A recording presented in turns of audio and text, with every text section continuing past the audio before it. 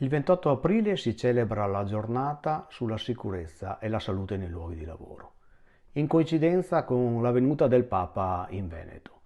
Per farla breve, noi la pensiamo come lui: non si può morire di lavoro.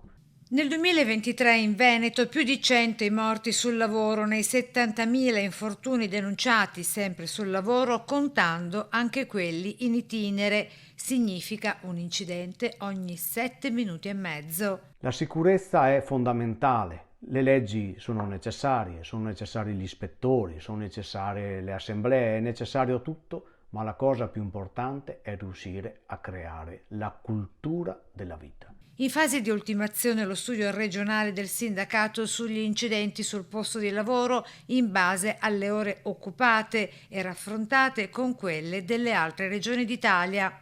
E in più, verso fine mese, verrà applicato un quadro, un'opera d'arte all'interno della nostra sede ricordando i morti sul lavoro.